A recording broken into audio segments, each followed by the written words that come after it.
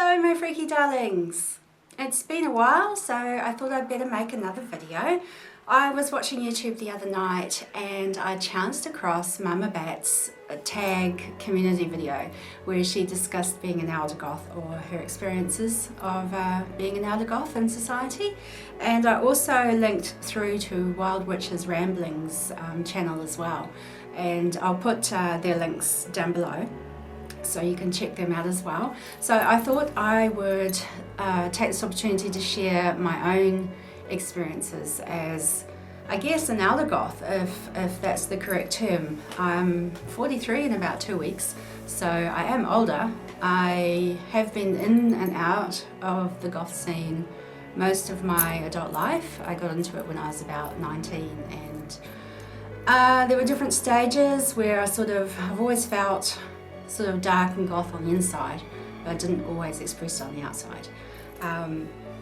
Lately, however, in my probably the last 3 years, I've really been coming into my own again and feeling 100% for it. It's just been really, really cool.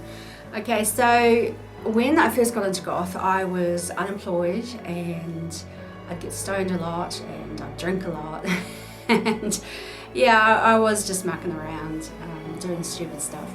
And that was fine, and I didn't need to front up or present myself any particular way for any particular person.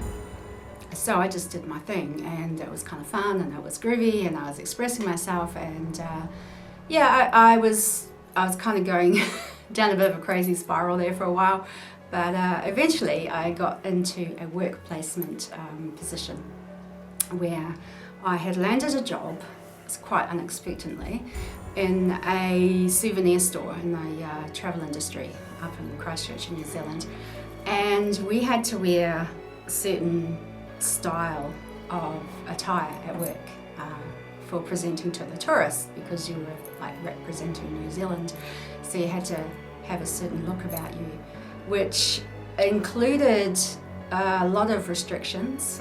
We weren't allowed any dangly earrings. They were allowed to be sleepers or studs. You weren't allowed anything other than a natural makeup. You weren't allowed anything considered alternative in the way of hair colours. What else? We had to wear a suit like mainstream boring office clothing and we were allowed a small heel, like a court shoe, otherwise flats, and that was it. No boots, nothing, no high heels. Yeah, so that sucked. So I needed the money, and I needed to get out of where I was and sort of get a life of my own. So I took the job, and yeah, it was really difficult in those days to be taken seriously. Whenever anyone found out on the weekends, I'd revert back into being with my goth friends and, like, you know, styling myself how I like. And yeah, people at work thought I was a bit of a joke, and it was really, really hard, and I didn't have the greatest self-esteem anyway. And it was around that time that I met my first husband, and that long story, but yeah, we won't go down that road. It only lasted 2 years. And then a wee while after that, I went on a bit of a bender, because I was like free again from this horrible marriage, and yeah, I went wild again, but I didn't have the kind of esteem that I needed, or the, you know, the self-confidence to really get out there and express myself in all my gothic glory. So I didn't, and I reverted to really, really boring mainstream New Zealand fashion. I was erring on the side of sort of being a bit hippie-ish, slightly Middle Eastern as well, a bit of gypsy thrown in for good measure. But yeah, I wasn't dyeing my hair black or wearing like lots of extreme goth clothing, corsets. Didn't dye my hair black or anything. Did I say that? Yeah. And then yeah, it was shortly after that. Well, I was in the design industry and advertising as well. And I was in sort of like the corporate sector, where I was having to go to meetings with company owners and that. to talk about jobs that we were doing with them. And the company that I worked for was a business development firm that took on advertising and took struggling businesses and basically got them to spin a better profit and become a success through advertising and media and corporate branding, all of that. And image for that company had to fit in this little box, and I didn't even come close to fitting in that box. So I tried really, really hard. It was a good job and good pay, and even my boss tried to wrangle me into getting a designer label car. Couldn't afford it, but I had to wear suits again. This thing, that would not be a very acceptable thing. Shortly after that, I met my second husband. I met him online, and that was all very fast. Everyone thought I'd flipped a switch because I kind of disappeared for a while, and came back and I was married a couple of weeks later. So everyone thought I'd gone completely mad. We're doing number 17th year this year of our marriage, so that's really cool. But I digress. Around that time, it's probably about 3 or 4 months into the marriage, we decided to have our first child, so I got pregnant. And where we were living and the type of people that we were around, I don't know, I hadn't really picked myself up fully, I think, and my self-esteem was like really low, really, really low. And then of course I gained a lot of weight with my pregnancy, and I had no money, so we were quite poor at the time. And it was not a good situation, and I didn't feel that I really could express myself because I was already sort of an outcast anyway, and I didn't have many friends, and that wanting to be included I did make the decision myself, but I felt forced into a box of to be normal for society's sake, and it really sucked, and it really did a number on me. But by the time that we'd moved to Australia, which was about 12 years ago, things sort of changed, and I was in a new country, and I didn't know anyone, and I was free. And with my husband, he loves the gothic scene. He's not a goth himself, but he loves the darkness and he loves goth style. And when I dress goth, he's really into it, so that's yay. So while we were in Australia, I had the freedom just to go out and do what I wanted.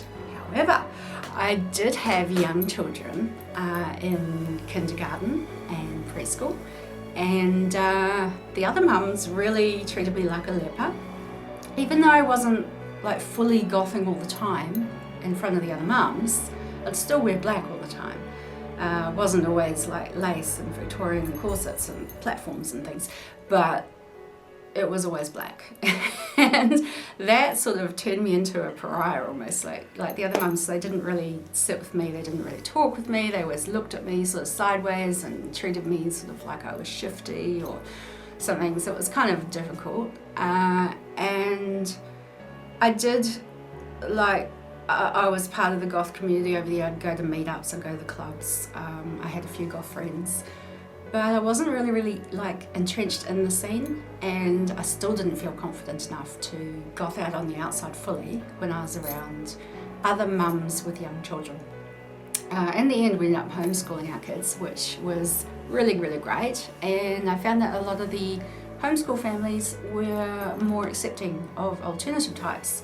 There were some hippies in there, and there were some sort of metalheads and old sort of school rockers from the 70s and that, and it was just a much more accepting scene, and I didn't have to front up to the school principal, to the PTA meetings, and I'm just not cut out for that. It's horrible.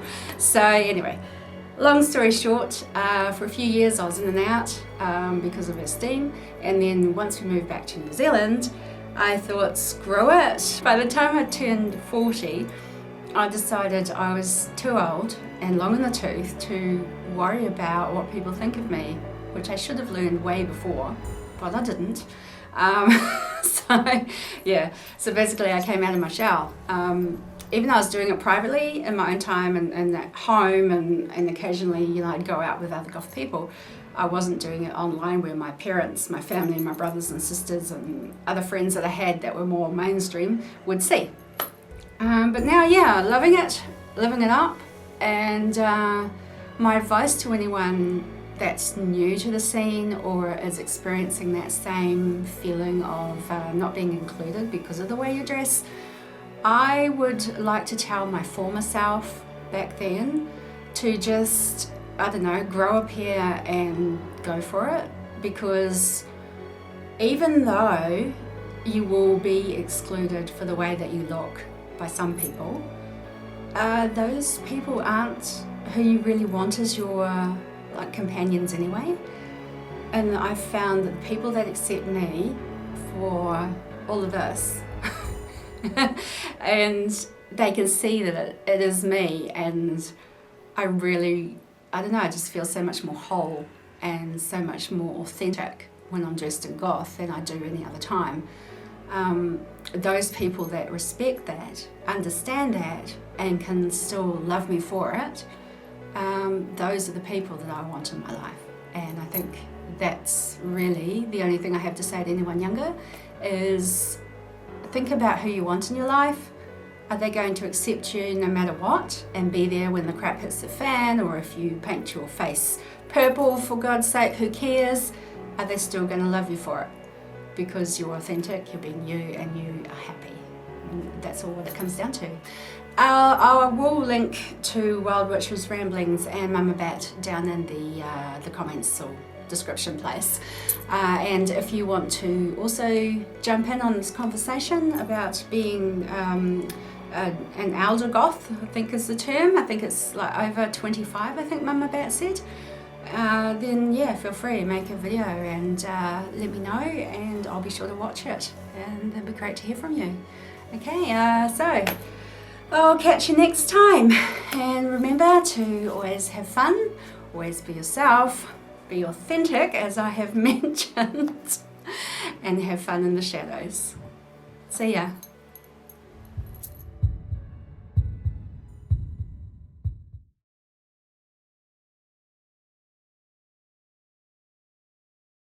So yeah, former Xynarah, young Xynarah, listen up, just do it. By the time I turn there, excuse me, if you're happy and you know it, clap your hands.